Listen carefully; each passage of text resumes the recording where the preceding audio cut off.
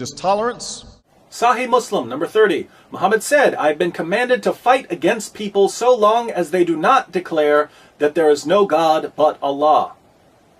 Muhammad didn't say, I've been commanded to fight people until they stop persecuting us. That would be stage 2. It's stage 3.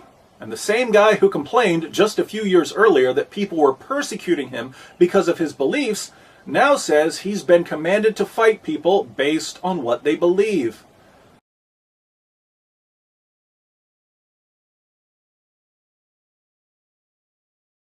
Than the whole people. Clarifying that concept, go back to the hadith.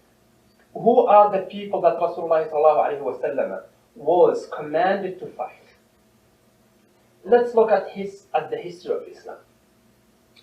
Did the Prophet himself fought everybody during his life? No, he did not. When he was in Mecca, for instance, and that's his hometown, when he was starting, in the daytime he's preaching about Islam and Muslims and oneness of Allah, worship only one God. Where was he worshiping? Where was he doing this? Around the Kaaba. How many statues? Idols were in the Kaaba? 365. How was it easy for him to go and just destroy them at night? And nobody will know who did it. He did it.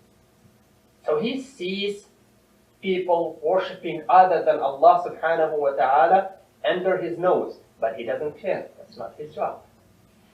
Our job as Muslims, just like the job of the Prophet ﷺ, to tell the message. That's it.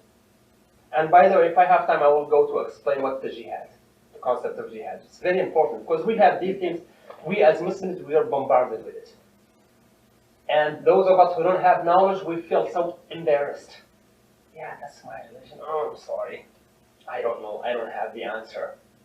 I know it's wrong, but must be part of the Islam. No, we have to use our brain. We have to use our logic. And what's more serious is that we have, forgive my English, some idiots who will go and confirm this idea. Some idiots based on their own, whatever their own ideology, their own thinking, their own understanding, they will come just like people who understood one verse and forgot about everything else. And they will think, okay, this is it, let's do it. And they are actually ruining the image of Islam. They are ruining the image of Muslims. They are ruining the image of the Prophet, the image of Allah subhanahu wa ta'ala. Because if I hear there is a God who is calling for killing, I will never worship that God. Never. I will never respect any God who calls for killing. Because that's not peace. That's not the message. And God has to be peaceful. And so is any religion. So, when you go back to the history, we know that Rasulullah ﷺ did not fight anyone without any reasons. He did not just wait killing people for not being Muslims. Let's go back to the Quran and see some of the verses. Allah subhanahu wa ta'ala said in one verse, لا إكراه في الدين. No compulsory in religions. You cannot force anyone to be a Muslim. No one.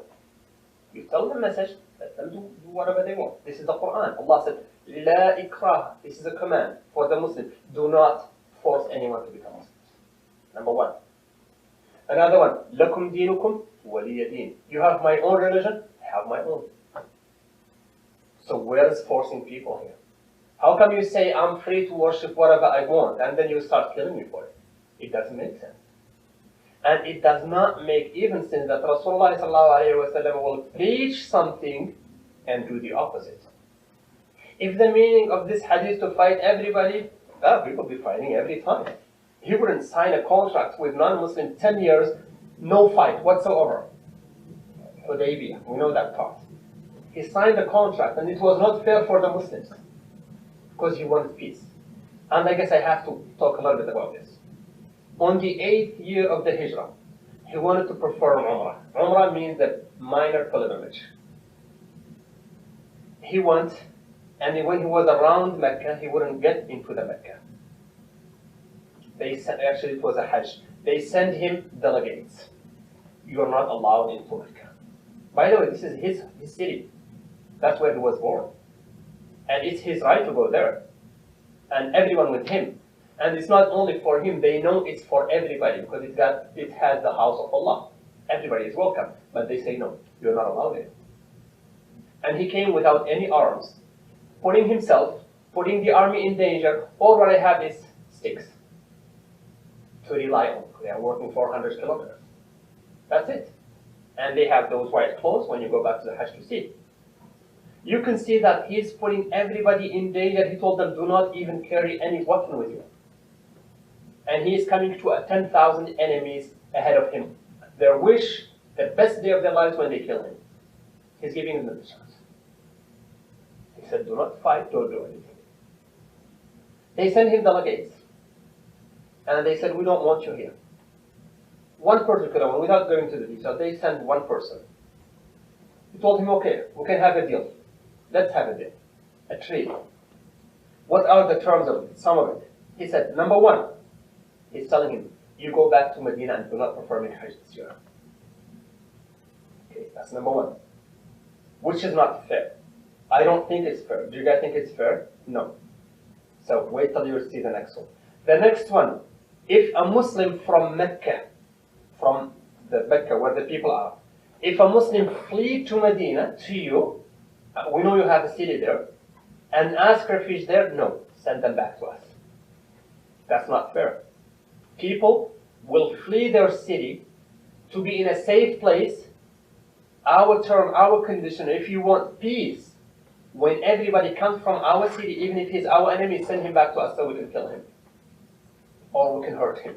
Or we can jail him, whatever we're going to do. He said, yes. As long as the peace is there. If one from you, from Medina, one come to us, one Muslim come to us and he said he doesn't want two religions, we don't send him back to you. You see, it's not fair either. It's like, whatever we want, but not what you want. He said, okay, let's do that. If you do this, they say, and so on, there are like 12 of them.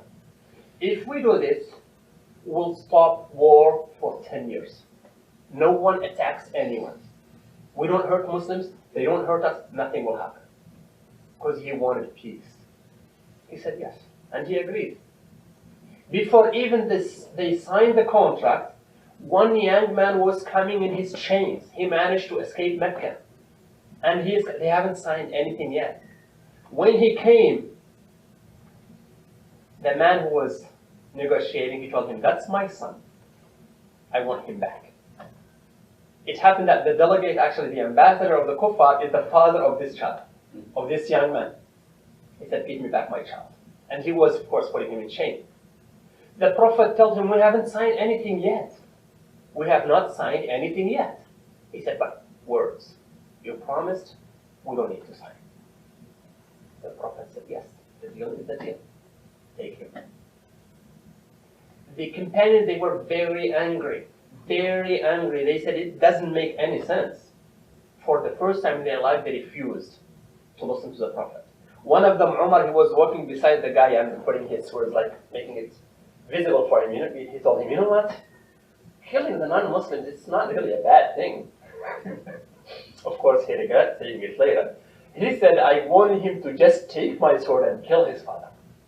That's how outraged they were. They were very angry. Anyway, so the Prophet did a lot of things for peace. And this is one example. So the people that he was talking about in the hadith, أُمِرْتُ أَنْ أُقَاتِيَ النَّاسَ, was commanded to fight people, are a specific group of people. Where and when? Let's go back to the Quran. There is a verse in the Quran, it said, أُذِنَ لِلَّذِينَ يُقَاتَلُونَ بِأَنَّهُمْ ظُلِمُوا وَأَنَّ اللَّهَ عَلَى نَصْرِهِمْ لَقَدِيرٌ. It was given the permission to those who is being oppressed, who is being killed, who is being tortured. They have been they are being oppressed, and they have the right to defend themselves. This is where the jihad comes. They have the right to defend themselves. And this is the whole aspect, this kind of people that the Prophet is talking about is referring to this verse when Allah subhanahu wa ta'ala said, those who are fighting you, fight them. Those who are fighting you, killing you, fight them and kill them. But you have to stop. Once, imagine you're in the fight with somebody and he announced his belief, then you have to stop right away. Do not kill. And that's explanation of the ayah. until they say La ilaha illallah. And this will take me to the next hadith because I